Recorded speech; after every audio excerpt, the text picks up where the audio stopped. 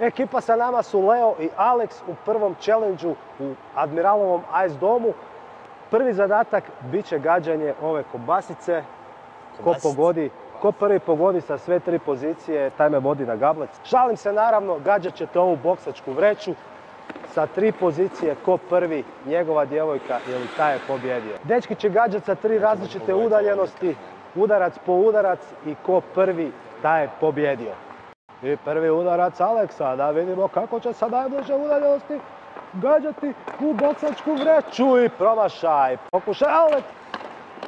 Ali teško je pogoditi ovo sredinom. Iz 3 puta je pogodio Aleks. I kreće Leo. Leo, prvi pokušaj iz blizine, Leo, promašaj. Leo odnio je celu metu. Treba to smirivati cijelo vrijeme. Blizu. Drugi pokušaj sa udaljenosti od 16 metara. Ide Aleks. Kakav pogoda. Biće ovo veliki izazov za Lea. Ide Leo sa druge distance, pokret gola, stativa, i evo ga. Aleks sa najveće udaljenosti do sada, prečka, Aleks po drugi put, blizu, treći put, ideš Aleks, gol. Jel se vredi ovo? Pogodio. Čekaj, var provjera. Idemo! Ajmo! I blizu. Iz druge ode vreća. Čekaj, ko je pobjedio na kraju?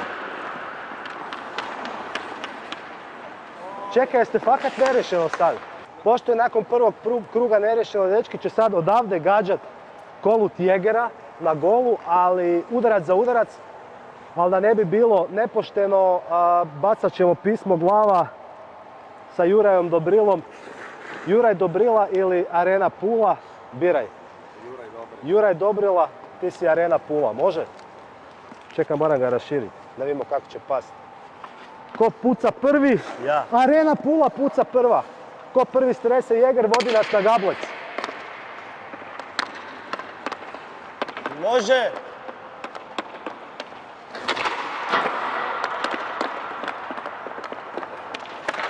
I za malo, ide Leo! Špaga ne vrijedi. Blizu. Kakav okršaj u Admiral Ice domu. Ljudi moji, evo ga, Leo je pobjednik.